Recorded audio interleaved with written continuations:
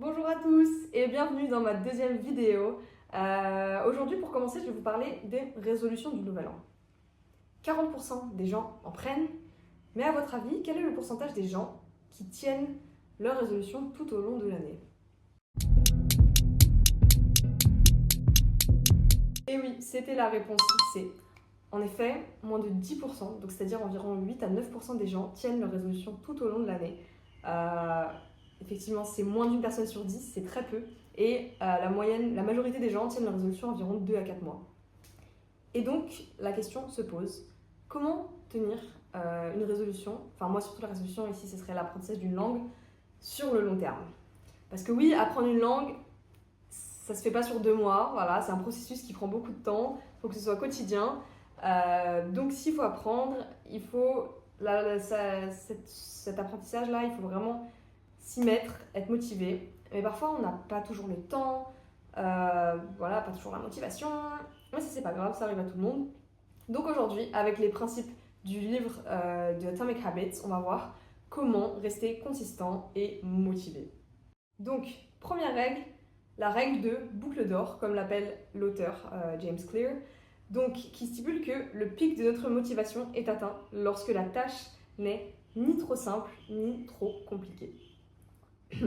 Donc, pour illustrer, si vous voulez apprendre le tennis, par exemple, vous n'allez pas commencer à jouer contre Serena Williams, tout comme vous n'allez pas jouer contre un enfant de 3 ans.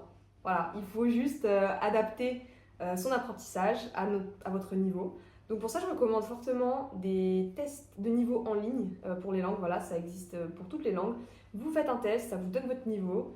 Et en fonction de ça, vous pouvez calibrer votre apprentissage, regarder du contenu à votre niveau, etc.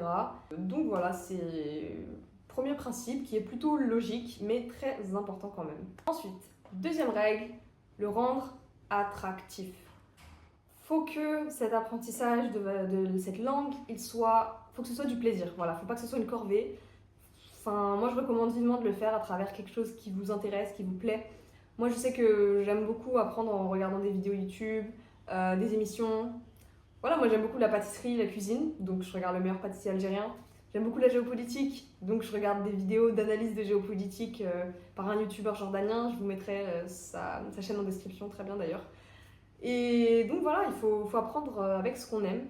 Bon, après, forcément, si vous commencez du début, apprendre l'alphabet, bon, bah, l'alphabet c'est l'alphabet quoi. Mais après, au bout d'un niveau plus élevé, il faut apprendre des choses qui nous intéressent. Voilà, faut pas que ce soit une corvée d'apprendre une langue, hein. C'est pour le plaisir et voilà quoi. Troisième règle, make it easy. Il faut que ce soit facile. Il faut que l'apprentissage de votre langue, voilà, faut enlever toutes les barrières physiques et psychologiques. Faut que ce soit toujours à portée de main. Par exemple, moi, je sais que dès que j'ai commencé à m'y mettre vraiment sérieusement là cet été pendant mon stage, j'ai acheté ce carnet et je l'ai toujours sur moi. Voilà. Je sais que dans les transports, je regarde beaucoup de vidéos en arabe et dès que j'apprends un nouveau mot, hop, je le note comme ceci. Donc là, j'ai mon côté avec les mots en arabe, ici leur traduction. Et je fais ça un peu tous les jours. Dès que j'apprends un nouveau mot, voilà, je le note là-dessus. Très pratique.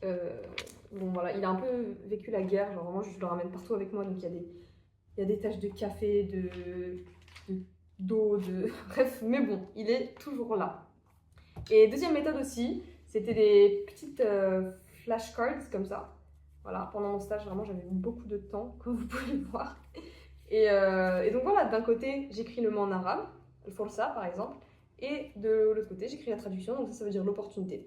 Voilà, et je faisais ça. Et en plus, je les laissais traîner un peu partout dans mon appart, donc je les voyais vraiment tous les jours. Et du coup, ça m'apprenait, ça m'habituait à les mémoriser sans faire exprès même. Et donc, quatrième règle, c'est la méthode des accumulations d'habitudes, donc en anglais Habit Stacking Method, qui consiste à inclure l'apprentissage de ta langue dans ta routine du quotidien. L'idée ici, c'est de choisir une habitude que tu as déjà et de venir coller l'apprentissage de la langue à cette habitude. Donc par exemple, ça peut être tous les matins, dans les transports, je me fais 5 minutes.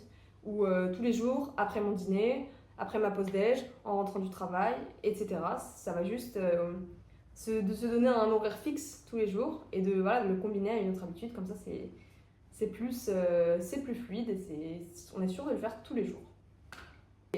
5e règle, très très importante celle-ci, la consistance est plus importante que la quantité.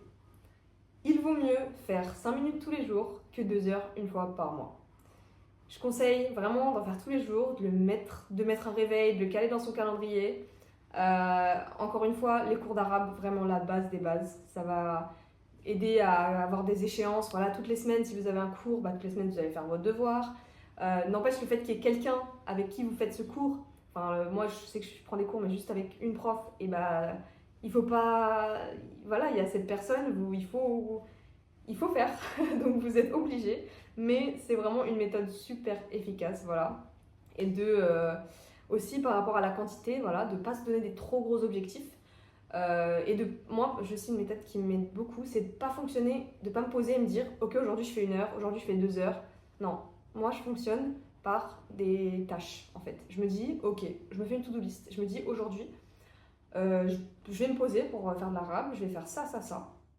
Et peu importe le temps que ça prend, c'est pas grave. Si ça me prend une demi-heure, ok. Si ça me prend 2 heures, ok. Voilà, comme ça... Bon, après, si vous êtes contraint par le temps, vous faites ce que vous pouvez. Mais moi, c'est ce que j'aime faire les week-ends. Voilà, je me pose et je me dis, allez, je fais mes 3 trucs et ça prend le temps que ça prend et voilà. Et enfin, dernière technique du livre Atomic Habits pour combattre la flemme, c'est la technique des 5 minutes. Voilà, c'est de se poser, de se dire, ok, aujourd'hui, même si j'ai la flemme, je fais 5 minutes. Voilà, c'est mieux que rien. Voilà, donc vous vous posez, vous faites 5 minutes. Si vous êtes bien, vous continuez. Et si vous avez vraiment pas le temps ou vraiment la flemme, c'est pas grave, au moins vous aurez fait 5 minutes. Voilà.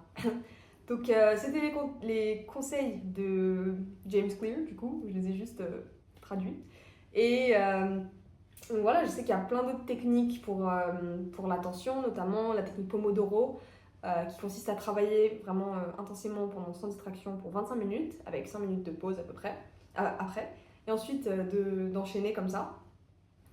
Et aussi, j'ai entendu parler d'une appli, d'une plateforme qui s'appelle Focusmate, qui vous met en relation avec des gens où vous allez pouvoir travailler pendant une certaine durée de temps. Donc voilà, par exemple, vous dites ok, aujourd'hui je veux bosser 1 heure, 2 heures.